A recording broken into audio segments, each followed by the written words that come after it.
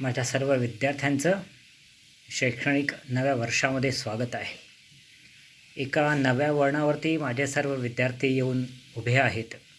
एका नव्या भविष्याची तुम्ही सगळेजण वाट पाहत आहात आणि अर्थातच तुमचे भविष्य सुसज्जित करण्यासाठी आम्ही सगळे शिक्षकवृंद तुमच्याबरोबर आहोत. तेव्हा काळजी नसावी. विद्यार्थ्यांनो, खास करून माझ्या 10वीच्या विद्यार्थ्यांनो, तुम्हाला एक सांगणं आहे की काळजी नसावी. हे मी यासाठी म्हटलं की तुम्हाला स्वतःचं आयुष्य, स्वतःचं भविष्य घडवायचं तर आहेच, पण केवळ शिक्षक बरोबर आहेत म्हणून ते घडणार आहे का? तर नाही. ती संधी तुम्ही पण स्वतःसाठी निर्माण केली पाहिजे. म्हणजे शिक्षक जे सांगत आहेत, शिक्षक तुमच्यासाठी जे सज्ज आहेत, त्याला तुम्ही प्रतिसाद द्यायला हवा. म्हणून हे सुरुवातीला सांगायचा उद्देश असा की जे जे आम्ही तुमच्यासाठी करणार आहोत त्या प्रत्येक गोष्टीसाठी विद्यार्थ्यांना तुमची साथ आम्हाला मिळाली पाहिजे. सुरुवातीलाच मी म्हटलं की नव्या वळणावरती तुम्ही आला आहात. हे नवं वळण काय आहे? हे नवं वळण नव्या आयुष्याचं आहे, नव्या विचारांचं आहे, नव्या चॅलेंजेसचं आहे. आणि सगळं चॅलेंज तुम्ही स्वीकारणार आहात याची मला पूर्ण खात्री आहे. माझ्या 10वीच्या विद्यार्थ्यांना खास करून हे सांगणं आहे की 10वीत तुम्ही आला आहात. तुमचे नातेवाईक, मित्रमैत्रिणी, आसपासचे सगळे म्हणणार, काय मग यंदा 10वी, यंदा 10वी, 10वी 10वी असं 10वीचं भूत आपल्या मानगुटीवरती बसलेलं असतं. फोनवरून तुम्हाला विचारणा करतात, क्या फिर ये साल 10वी, काय मग यंदा 10वी, अभ्यास कर, क्लास कोणता लावला वगैरे. तर अशा प्रकारे हे 10वीचं जे भूत आपल्या मानगुटीवर बसलेलं असतं, मित्रांनो, पहिल्यांदा ते भूत काढून टाका आपल्या मानगुटीवरचं. 10वी याकडे तुम्ही भूत, भीती, दडपण म्हणून जर पाहिलंत ना, तर संपलं. भीत्यापोटी ब्रह्मराक्षस असं मराठीमध्ये एक म्हण आहे. भीत्यापोटी ब्रह्मराक्षस म्हणजे जो घाबरतो ना, त्याच्यापोटी भीती जास्त लागते. राक्षस लागतो, ब्रह्मराक्षस. कुणाच्या मागे? जो घाबरतो. आणि जो 10वी सारख्या राक्षसाला, म्हणजे राक्षस नाहीच आहे ते 10वी, पण आपल्याला ते राक्षस वाटू लागतं, भीती वाटू लागते. आणि मग जेव्हा आपण या 10वी नावाच्या भीतीला आपल्या मनातून काढून टाकतो ना, तेव्हा आपण निर्धास्त होतो. म्हणून सुरुवातीलाच जे मी तुम्हाला सांगणार, त्याच्या सुरुवातीला सांगण्याचा उद्देश हा, महत्त्वाचा मुद्दा सांगायचा उद्देश हा की आपल्या मनातली 10वी किंवा नवीन वर्ष, मी 8वीतून 9वीत आलो आहे, मी 9वीतून 10वीत आलो आहे, आता मी काय करू, आता माझा अभ्यास वाढला, अशी भीती मनातली सर्वप्रथम काढून टाका. आपण घाबरलो ना की ती भीती आपल्याला जास्त घाबरवते. विद्यार्थ्यांना तुमच्याकडे खूप सारे चॅलेंजेस आहे, खूप आव्हाने आणि तुम्हाला ते स्वीकारायचे आहेत. तुम्ही एकटे नाही आहात, तुमचे आईवडील आहेत, आम्ही तुमच्याबरोबर आहोत. तेव्हा ते चॅलेंज स्वीकारा आणि त्या चॅलेंज स्वीकारण्यामध्ये जी जी मदत तुम्हाला लागेल ती आम्ही सगळे करायला तयार आहोत. एका सुसज्ज मनाने, एका तयारीने, एका आत्मविश्वासाने विद्यार्थ्यांना कामाला लागा. खूप काही अवघड नाही, तुम्हाला कळेल. जेव्हा तुम्ही मनापासून काही करायला लागाल तेव्हा तुम्हाला कळेल की खूप काही अवघड नाही आहे. फक्त तुम्हाला काय करायचं आहे? सगळ्यात महत्त्वाची स्टेप जी आहे, पहिली पायरी जी आहे ती म्हणजे तुम्हाला तुमच्या मनावरची भीती काढून टाकायची आहे. माझ्या विद्यार्थ्यांनो, संत रामदास हे नाव तुम्ही ऐकलं असेल. रामदासांनी आपल्या एका श्लोकामध्ये फार छान म्हटलं आहे. म्हणजे भूत, प्रेत, आत्मा या गोष्टींवरची त्यांनी अतिशय सुंदर एक श्लोक लिहिला आहे. संत रामदास म्हणतात, वाजे पाऊल आपले म्हणे मागे कोण आले, वाजे पाऊल आपले म्हणे मागे कोण आले, भावी तसे अभ्यंतरी कोण चाले बरोबरी. समजावून सांगतो, घाबरू नका. रामदास म्हणतात की आपल्या मनात भूत आधीच असतं. भूत कुठेच नाही विश्वामध्ये, पण ते आपल्या मनात आधीच असतं. आपण एखाद्या अंधारातून जात असतो आणि आपलंच पाऊल वाजतं, आपलेच पाय वाजतात चालताना, पण आपल्या मनावरती त्या भूताने असं साम्राज्य मिळवलेलं असतं की आपल्याच पायांचा आवाज येतोय हे आपण विसरून जातो आणि आपल्याला वाटतं कोणतरी आपल्या मागे मागे येतंय. रामदास म्हणतात, वाजे पाऊल आपले म्हणे मागे कोण आले, भावी तसे अभ्यंतरी. अभ्यंतरी म्हणजे काय? मनात असं भावतं, असं वाटतं. भावी तसे अभ्यंतरी कोण चाले बरोबरी. आपण अंधारात जाताना आपल्या मनावरती आधीच भूताने साम्राज्य मिळवलेलं असतं. मग अशा म्हटल्याप्रमाणे मित्रांनो, भूत कुठेच नसतं, ते आपल्या मनात असतं. पण आपल्या मनात असल्यामुळे आपण चालत असताना आपल्याच पावलांचा आवाज येतो आणि आपल्याला वाटतं कोणतरी आपल्या मागे चालतं आहे. तसंच ना या परीक्षांचं असतं. मग ते 10वी असू दे, 8वी असू दे, 9वी असू दे. या परीक्षेचं भूत किंवा नव्या वर्गात आलो आहे, अभ्यास वाढला आहे आपला, आता होमवर्क वाढणार, क्लासवर्क होणार, ट्युशन्स आहे, क्लास आहे, हे सगळे ना विद्यार्थी मित्रांनो, हे सगळं आपल्या मनामध्ये याचं भूत असतं. त्या भूताला आधी काढून टाका. ते भूत जर आपल्या मनात राहिलं ना तर ते आपल्याला काहीही करू देणार नाही. रामदासांचा जो श्लोक आपण सांगितला तो पुन्हा नीट ऐका. वाजे पाऊला आपले म्हणे मागे कोण आले, भावी तसे अभ्यंतरी कोण चाले बरोबरी, रामदास म्हणे जाण भीतो आपणा आपण. किती छान श्लोकाचा शेवट काय रामदासांनी बघा.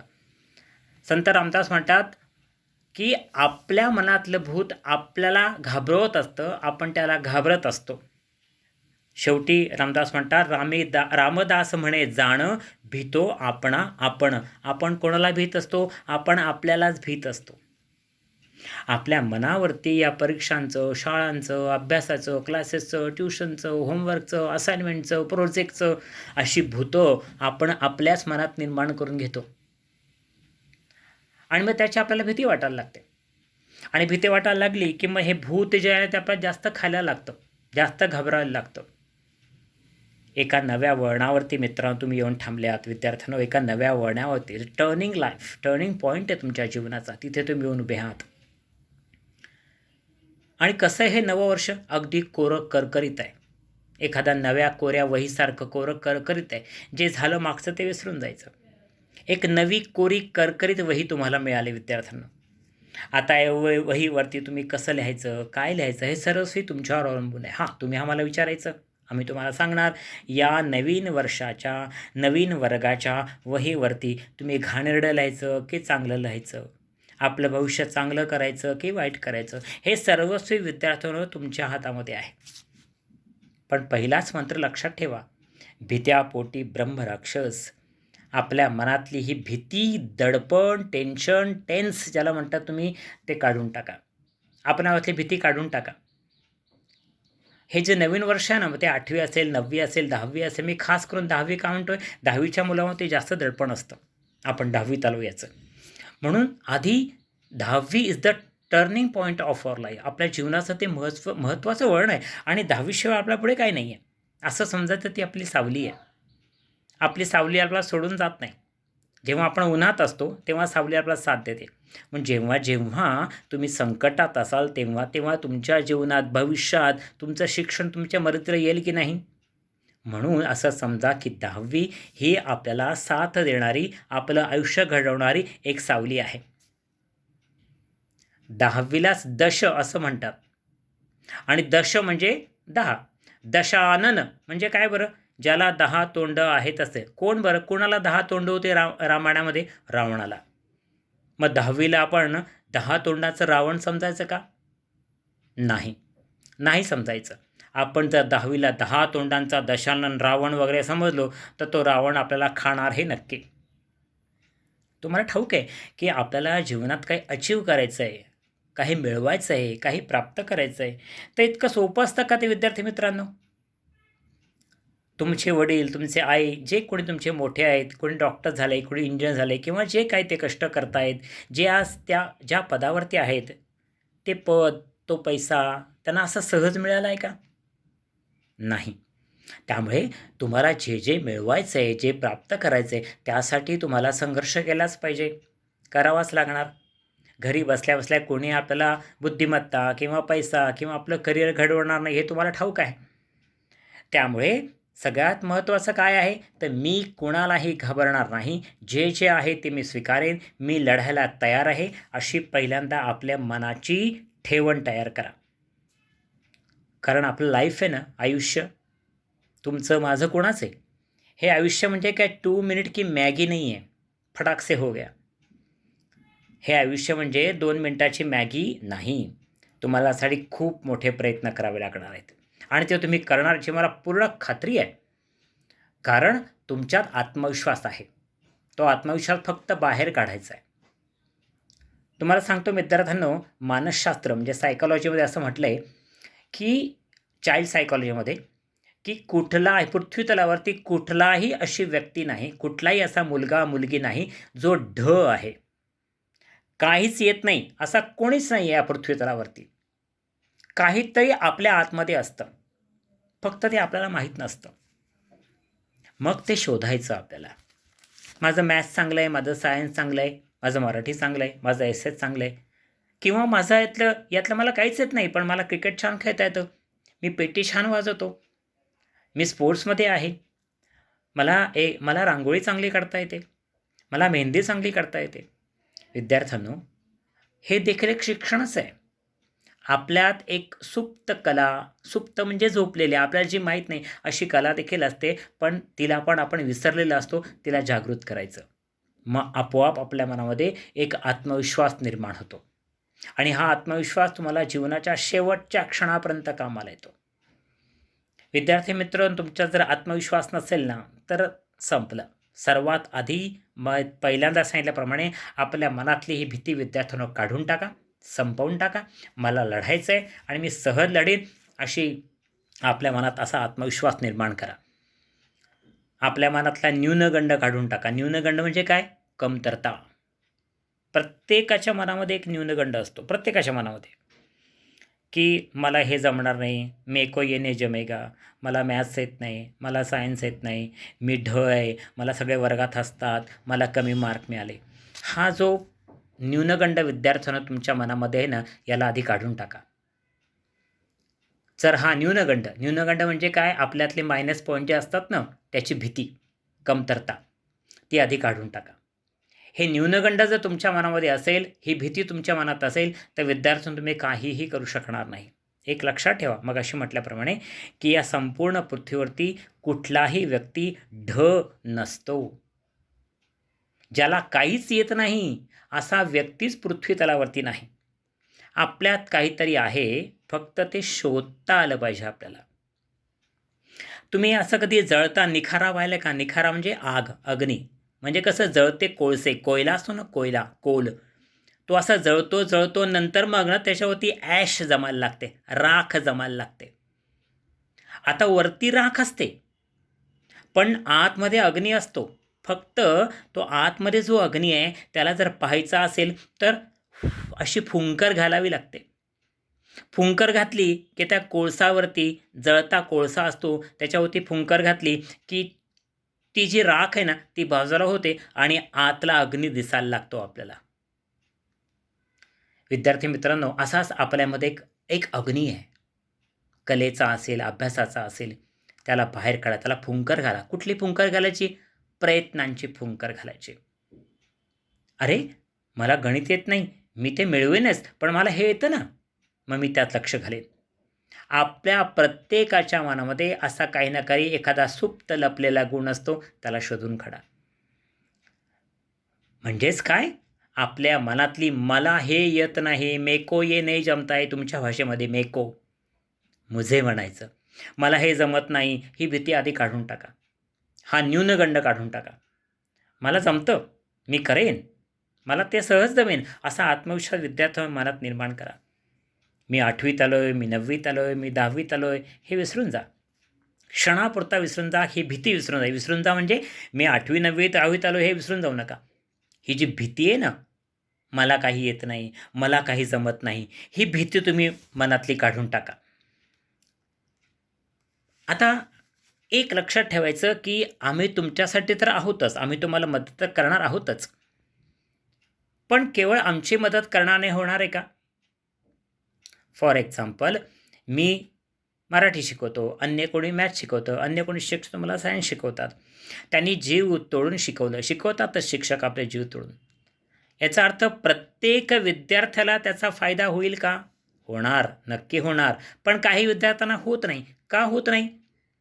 कारण शिक्षकांचं शिकवणं आणि विद्यार्थ्यांचं जे शिकवलं आहे ते एक्सेप्ट करणं, यात कम्युनिकेशन होत नाही. म्हणजे बरेचसे विद्यार्थी शिक्षक काय सांगतात ते ऐकायला, ते शिकायला तयार नसतात. हे तुम्हाला साधं सोपं मी का सांगतो विद्यार्थ्यांना? सर्वात महत्त्वाचं, आपल्याला जर आपल्या आयुष्यात काही करायचं असेल, काही घडवायचं असेल, तर आपल्या आयुष्यात आपल्याला स्वीकारायची तयारी ठेवली पाहिजे. चेंज व्हायची तयारी ठेवली पाहिजे. मला बदलायचं आहे, येस मला बदलायचं आहे. माझ्यात काहीतरी कमतरता आहे, पण ती मला काढून टाकायची. मला बदलायचं आहे, मुझे बदलना है, मुझे चेंज होना है. हा आत्मविश्वास आधी मनात निर्माण करा विद्यार्थ्यांनो, तरच तुम्ही बदलाल. मग आम्ही तुम्हाला कितीही चितळून शिकवलं, पण तुमच्यात जर बदलण्याची इच्छाच नसेल, तर आमचं शिकवणं व्यर्थ आहे. विद्यार्थ्यांना तुम्हाला सांगू, खऱ्या शिक्षकाची खरं सर्टिफिकेट कोणतं असतं? त्याचं MA, MPhil, डिग्री किंवा जे काय त्याने मिळवलं डॉक्टरेट, नो, ते सर्टिफिकेट त्याचं नसतं. कोणत्याही शिक्षकाचं खरं सर्टिफिकेट ना, जेव्हा त्याचे विद्यार्थी काहीतरी चांगलं करून दाखवतात, ते खरं सर्टिफिकेट असतं. असं सर्टिफिकेट तुम्ही प्रत्येक जण आम्हाला देणार आहात, तुमच्या जीवनाचं काहीतरी भलं, तुमच्या जीवनाचं काहीतरी चांगलं करून. मग त्यासाठी तुम्हाला आधी काय केलं पाहिजे? मी नव्या वर्गात आलो आहे, माझा अभ्यास वाढला आहे, मला क्लासेस आहे, माझे ट्युशन आहेत, कसं होईल ही भीती काढून टाका. सेकंड थिंग, तुमच्या मनात जो न्यूनगंड आहे, जी कमतरता आहे, मला हे येत नाही, मला ते येत नाही, ही भीती देखील काढून टाका. आणि तिसरी गोष्ट, चेंज व्हायला शिका. मला चेंज व्हायचं आहे, मला बदलायचं आहे. माझे शिक्षक माझ्यासाठी काहीतरी करतायत ना, येस मला ते स्वीकारायचं आहे. संत तुकारामांचा एक अभंग आहे विद्यार्थी मित्रांनो. तुकाराम तुम्हाला माहिती आहेत ना, संत तुकाराम. संत तुकारामचा एक छान अभंग आहे. ते असं म्हणतात की परीस जे असतं ना, परीस असं म्हणतात, परीस नावाची एक वस्तू आहे, ती लोखंडाला लावली की त्याचं लोखंडाचं सोनं होतं असं म्हणतात. आय डोंट नो डेफिनेटली, पण परीस नावाची अशी एक वस्तू आहे असं म्हणतात. तर तुकारामने फार छान म्हटलं आहे की खापरा परीस काय करी. आता हे जे खापर म्हणजे काय? मातीचं मडकं असतं ना, त्याचा जो तुकडा असतो, मातीचा तुकडा. खापर म्हणजे मातीचा तुकडा असं समजू आपण. फुटलेला माठ असतो, फुटलेला मटका असतो ना पाण्याचा, तो जेव्हा फुटतो त्याचा जो तुकडा उडतो ना, त्याला म्हणतात खापर. आता मला सांगा, जर परीस लोखंडाचं सोनं करतं, म्हणजे परीस जो आहे तो लोखंडाला लावला की लोखंडाचं सोनं होतं, पण खापराचं नाही होत. खापराला आपण जर तो परीस 100 वेळा जरी लावला ना, तरी त्या खापराचं सोनं होणार नाही. तुकाराम काय म्हणतात, संत तुकाराम, खापरा परीस काय करी. तो परीस खापराचं सोनं करू शकत नाही. का करू शकत नाही? तो परीस लोखंडाचं सोनं करू शकतो, खापराचं का करू शकत नाही? कारण खापरामध्ये बदलण्याची इच्छा नसते. आता एखादं लोखंड आहे, त्या लोखंडाला तुम्ही खूप तापवतात, ते लाल होतं आणि मग त्या तापलेल्या लोखंडाला आपण हवा तसा आकार देऊ शकतो. आपण हवा तसा चेंज त्या खापरामध्ये करू शकतो, सॉरी त्या लोखंडामध्ये करू शकतो, बरोबर? कारण लोखंडामध्ये बदलण्याची क्षमता असते, बदलण्याची ताकद असते लोखंडामध्ये. म्हणून परीस त्याचं सोनं करू शकतो. मातीच्या खापरामध्ये बदलण्याची ताकदच नसते, बदलण्याची इच्छाच नसते. म्हणून त्याला 100 वेळा जरी ते परीस लावलं ना विद्यार्थ्यांना, तरी खापराचं परीस होत नाही. आम्ही शिक्षक मंडळी आहोत ना, आम्ही तुमच्यासाठी असं परीस घेऊन आलो आहे, ज्ञानाचं, अनुभवाचं. पण तुम्ही जर बदलणारं लोखंड असाल, तरच तुमच्या जीवनाचं सोनं होऊ शकेल. तुम्ही जर मातीचं खापर बनून राहणार असाल, तर आमचं ज्ञान, आमचा अनुभव फुकट आहे, फार कठीण आहे ते. म्हणून तुकारामांनी फार सुंदर उदाहरण दिले की खापरा परीस काय करी. खापराला परीस 100 वेळा जरी लावलं ना, तरी त्याच्यामध्ये काही बदल होत नाही. कारण खापरामध्ये, मातीच्या तुकड्यामध्ये बदलाची इच्छा नसते. तुमच्यात ती इच्छा निर्माण करा. खापर होऊ नका, लोखंड व्हा, कणखर लोखंड व्हा. बदलण्याची इच्छा तुमच्यामध्ये निर्माण करा. आपले हे हात ना विद्यार्थ्यांनो, हे हात, हे डोळे, ही बुद्धी, हे कान, ही लाखो करोडोंची संपत्ती आहे तुमच्याकडे. आपण सुरुवातीला म्हटलं ना, अनेक मुलांच्या मनामध्ये हा न्यूनगंड असतो, भीती असते. मला नाही जमणार, मेको नहीं जमेगा, माझ्या घरामध्ये मोबाईल चांगला नाही आहे, माझ्या घरामध्ये AC नाही आहे, माझ्या घरामध्ये अभ्यासाची वेगळी खोली नाही आहे, माझ्या मित्राकडे वेगळी स्टडी रूम आहे, त्याच्या घरी कॉम्प्युटर आहे, इसलिए वो अच्छा पढाई करता है, माझ्याकडे काही नाही आहे. ही भीती आधी मनात, हे जे न्यूनगंड आहे ना, हा न्यूनगंड मनातला काढून टाका. असं काहीही नसतं. हे आपले हात, आपली बुद्धी, आपले डोळे, हे करोडोंची संपत्ती आपल्याकडे आहे. एखादा विद्यार्थी साध्या घरात राहत असेल, साध्या झोपडपट्टीत राहत असेल, तरीही त्याच्याकडे अशी लाखो करोडोंची संपत्ती आहे. ती म्हणजे आपले हात, आपले डोळे, आपली बुद्धिमत्ता. याचा वापर करा. हे हात आहेत ना, आपले हात, हे हात तुमचं भविष्य घडवू शकतात आणि हेच हात तुमचं भविष्य बिघडवू शकतात. कम्प्युटरची गरज आहे ते नंतर, माझ्या घरामध्ये स्टडी रूम नाही ते नंतर. या हातात सगळं काही करण्याची क्षमता आहे. फॉर एक्झाम्पल मित्रांनो, तुम्हाला एखादा व्यक्ती म्हणला की तू गरीब आहेस ना बाबा, तुला मी 1,00,000 रुपये देतो, तू मला परत देऊ नको, 1,00,000 रुपये घे, फक्त तुझा एक डोळा आहे ना, तो डोळा मला काढून दे, तुला मी 1,00,000 रुपये देतो. द्याल का तुम्ही? 1,00,000 रुपये त्याकडून घ्या, तुमचा डोळा काढून त्याला द्या.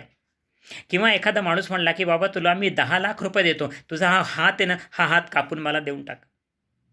देणार? नाही देणार. कारण त्या 10,00,000पेक्षा मला ठाऊक आहे माझा हात अतिशय व्हॅल्युएबल आहे. त्या 1,00,000पेक्षा माझा डोळा अतिशय किमती आहे. 1,00,000ने काय होणार? माझ्याकडे डोळा आहे, माझ्याकडे हात आहे, तर मी अब्जावधी रुपये कमवू शकतो. म्हणूनच म्हटलंय हेल्थ इज वेल्थ. आपली शरीर हीच आपली संपत्ती आहे. त्याकडे पॉझिटिव्हली बघा. माझे हात, माझे कान, माझे नाक, माझे डोळे यांच्याद्वारे कार्य करून मी माझं जीवनाचं सोनं सहज करू शकतो. माझ्या घरात टी व्ही नाही, माझ्या घरात ए सी नाही, माझ्या घरात कम्प्युटर नाही, माझ्याकडे नोट्स नाही, ही भीती, हे न्यूनगंड मनातला काढून टाका. मी कमवेन, मोठा झाल्यावर मी कमवेन, त्यासाठी मला कष्ट करायचे. माझ्याकडे हात आहे, माझ्याकडे बुद्धी आहे, माझ्याकडे डोळे. मित्रांनो, ज्यांना पाय नाहीत ना, पाय, असे लोक देखील एव्हरेस्ट चढून गेले आहेत. विद्यार्थी मित्रांनो, मराठीमध्ये एक कवयित्री आहे, बहिणाबाई चौधरी. अशिक्षित कवयित्री आहे. अशिक्षित म्हणजे तिला लिहिता वाचता येत नाही. मग तुम्ही म्हणाल लिहिता वाचता येत नाही, मग कविता कशी लिहिते? तर कविता तिला सुचतात, ती बोलते आणि तिचा मुलगा तिला ती कविता लिहून द्यायचा. लिहिता येत नव्हतं त्यांना. या बहिणाबाईंनी इतकं छान वाक्य म्हटलंय बघा आपल्या एका कवितेमध्ये. इलुसा पक्षी, इलुसा म्हणजे छोटासा, इलुसा पक्षी त्याची इलुशीच चोच. एवढासा पक्षी त्याची एवढीशी चोच. काय करतो तो या एवढ्याशा चोचीने? किती सुंदर घरटं बांधतो. एक एक एक काडी आणून त्या काडीने ते घरटं विणतो. त्या घरटात आपल्या पिलांसाठी जागा करतो. विद्यार्थ्यांना, तुम्ही जर पक्ष्यांचं घरटं पाहिलं असेल ना, तर पक्ष्यांचं देखील स्वतःचं एक फार छान इंजिनिअरिंग असतं बरं का. आपल्या पिलांसाठी वेगळी जागा असते. कुठून तरी कापूस, कॉटन आणून त्यांनी अंड्यांसाठी, पिलांसाठी जागा केलेली असते. ज्या पक्षाला हात नाहीत, आपल्यासारखा शार्प मेंदू नाही, ते पक्षी देखील अतिशय सुंदर घरटं विणतात. इतकीशी चोच, इलुशीच चोच. बहिणाबाई काय म्हणतात? इलुसाच पक्षी त्याची इलुशीच चोच, तुला दिले रे देवाने 2 हात 10 बोट. तुला म्हणजे कोणाला? आपल्याला. नीट ऐका. पक्षाला काय आहे? पक्षी एक छोटासा पक्षी, एक छोटीशी चोच आहे त्याला, आणि त्या चोचेने तो छानसं घरटं बांधतो त्याचं. मला देवाने हात दिलेत, बुद्धी दिली आहे, मेंदू दिला आहे, मन दिलं आहे सेन्सिटिव्ह. बहिणाबाई म्हणतात इलुसाच पक्षी त्याची इलुशीच चोच. नंतर ते आपल्याला म्हणतात तुला दिले रे देवाने 2 हात 10 बोट. जर एक छोटासा पक्षी इतकं सुंदर घरटं विणू शकतो, विद्यार्थ्यांनो, पक्षी घरटं विणतात मोठ्या कष्टाने. तुम्ही जर निरीक्षण केलं असेल तर बघा, एक घरटं विणण्यासाठी त्यांना किती कष्ट करावे लागतात. आणि ते घरटं विणतात मोठ्या कष्टाने. एक जोरदार वादळ येतं आणि ते घरटं मोडून टाकतं. पक्षी रडत बसतात का? नाही, ते पुन्हा नव्याने कामाला लागतात. हिंदीमध्ये हरिवंशराय बच्चन नावाचे कवी आहेत, फार मोठे कवी आहेत. त्यांनी म्हटले, नीड का निर्माण फिरफिर, नेह का आव्हान फिरफिर. नीड म्हणजे घोसला, घरटं. नेक्स्ट, हे एखादं वादळ येतं आणि ते वादळ ते घरटं मोडून टाकतं, पण पक्षी पुन्हा आपलं घरटं बांधायला तयार होतात. पक्ष्यांना हे माहिती आहे की जे घरटं मी बांधतोय ते पुन्हा वादळ तोडेल, पण हरकत नाही, मी पुन्हा बांधेल. पक्ष्यांकडे हौसला असतो म्हणून ते घोसला बांधू शकतात. पक्ष्यांना घोसला बांधायचा असतो आणि ते घोसला बांधतात कारण त्यांच्याकडे हौसला असतो. मित्रांनो, जर एक छोटासा पक्षी वादळाला घाबरत नाही तर आपण का बरं घाबरायचं? कशासाठी आपण घाबरायचं? येऊ दे संकटांचं वादळ, मी आहे. मी माझ्या आयुष्याचा घोंसला पुन्हा बांधेन. येऊ दे वादळ. वादळामध्ये एवढी ताकद निश्चित आहे की तो माझा घोंसला मोडून काढेल. पण वादळाची ताकदपेक्षा 10 पट ताकद माझ्यामध्ये की मी पुन्हा घोंसला बांधेन. आता घोंसला कोणता? माझ्या भविष्याचा, माझ्या फ्युचरचा.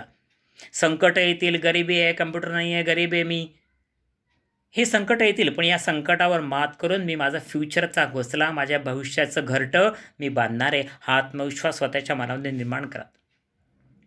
सगळी जबाबदारी तुमची आहे असं नाही. तुम्हाला पालक आहे, पॅरेंट्स आहे, आम्ही शिक्षक आहोत. पण मगाशी म्हटल्याप्रमाणे बदलण्याची इच्छा पाहिजे. लोखंड व्हा, मातीचं खापर होऊ नका.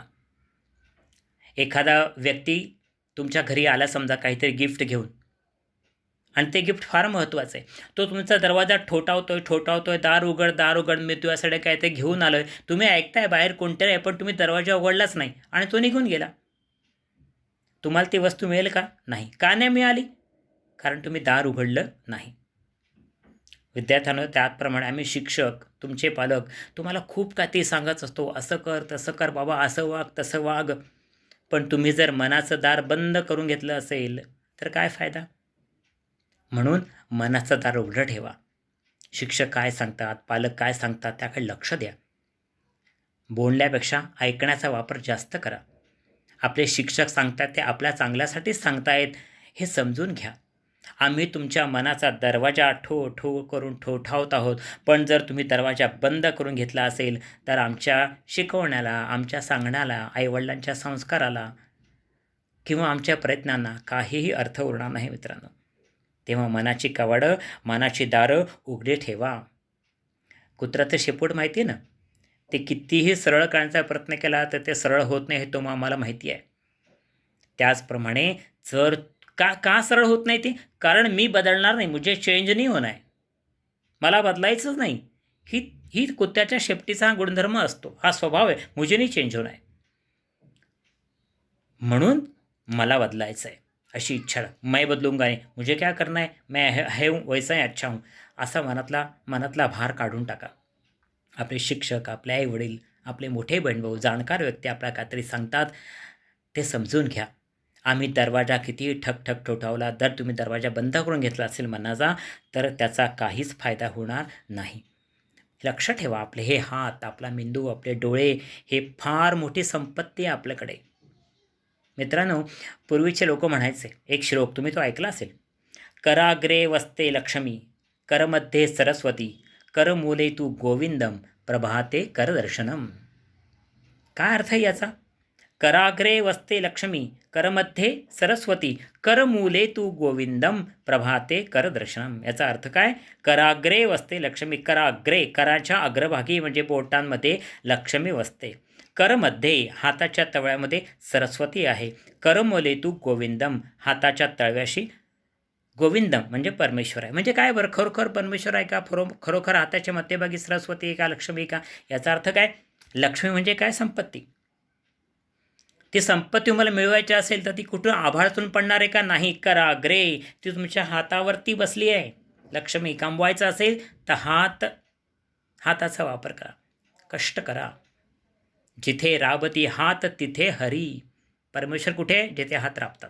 कष्ट करा विद्यार्थ्यांनो, खूप अभ्यास करा, मन लावून अभ्यास करा, तर तुम्हाला ती लक्ष्मी मोठ्यापुढे प्रसन्न होईल. कराग्रे वसते लक्ष्मी, करमध्ये Saraswati. Saraswati is the symbol of knowledge. या सरस्वतीला प्रसन्न करायचं असेल तरी पण करांचा वापर करा, हातांचा वापर करा, कष्ट करा. कराग्रे वसते लक्ष्मी, करमध्ये सरस्वती, करमूले तू गोविंदम. आणि कराच्या शेवटी, आपल्या हाताच्या शेवटी गोविंद, तो परमेश्वर जो कोणी आहे तोही तुम्हाला जर प्राप्त करून घ्यायचा असेल तर तुम्हाला कष्ट केल्याशिवाय पर्याय नाही. म्हणजे लक्ष्मी म्हणजे संपत्ती, सरस्वती म्हणजे विद्या आणि गोविंद म्हणजे परमेश्वर, या तिघांनाही प्राप्त करायचं असेल तर तुमचे हातच तुमच्या मदतीला येणार आहेत. काहीही न करता देव कुणाच्याही मदतीला धावून येत नाही. खूप कष्ट करा. कष्ट करताना मनातली भीती काढून टाका. खास करून हे माझ्या मुलींना, म्हणजे शाळेत माझ्या ज्या विद्यार्थिनी त्यांना सांगणं आहे, मुलींच्या मनात बऱ्याच वेळा भीती असते. मुलांच्या मनात असते पण मुलींच्या मनात जास्त असते. मैं पतली हूँ, मी काळीच आहे, माझ्याशी कोणी जास्त बोलत नाही, माझे केस लांब नाही, मी उंच नाही, ही भीती मनातली काढून टाका. हा न्यूनगंड काढून टाका. आपल्यात काहीतरी आहे शोधा. बाह्य सौंदर्य असतं ना, बाह्य सौंदर्य म्हणजे आपली उंची, आपला आपला गोरेपणा, आपले डोळे, आपले लांब केस, आपले हाईट, याला बाह्य सौंदर्य म्हणतात. हे काही फारसं महत्त्वाचं नसतं. तुम्हाला जीवनात काहीतरी करून दाखवायचं असेल तर बाह्य रंगापेक्षा अंतरंग, आतला रंग महत्त्वाचा. चेहऱ्याचा रंग काळा आहे का गोरा त्याला महत्त्व नाही, पण आतला जो रंग आहे ना, तुमच्या स्वभावाचा, तुमच्या संस्कारांचा, तुमच्या बुद्धिमत्तेचा, तो रंग महत्त्वाचा. तो तो बाहेर काढा. लक्षात येते ना? नव्या वर्षात तुम्ही नव्या वर्षात तुम्ही पदार्पण करत आहात, तर काय सांगितलं मी, काय काय करायचं आहे? सगळ्यात महत्त्वाचं म्हणजे अभ्यास, अभ्यास, अभ्यास. हा भूत मनातलं काढून टाका. अभ्यासाशी मैत्री करा. बदलण्याची इच्छा ठेवा. मला बदलायचं आहे, मुझे चेंज होना है, अशी इच्छा करा. आणि शिक्षक, तुमचे आईवडील तुमचा दरवाजा ठोठावतात मनाचा, तेव्हा मनाचा दरवाजा उघडा. तुम्ही मनाचा दरवाजा बंद करून घेतलात तर आमच्या प्रयत्नांना, तुमच्या आईवडिलांच्या स्वप्नांना काहीही अर्थ उरणार नाही. खूप शिका, खूप मोठे व्हा. तुम्ही खूप सुज्ञ आहात. त्याचा बुद्धिमत्तेचा वापर करा. अजून काय सांगणार? सगळे हुशार आहात तुम्ही. नवीन वर्षाच्या मला खूप खूप शुभेच्छा. आणि सगळ्या गोष्टी विद्यार्थ्यांनो लक्षात ठेवा आणि खऱ्या अर्थाने खूप मोठे व्हा. नुसत्या संपत्तीने मोठे होऊ नका. मनाने मोठे व्हा. माणूस म्हणून मोठे व्हा. संस्काराने मोठे व्हा.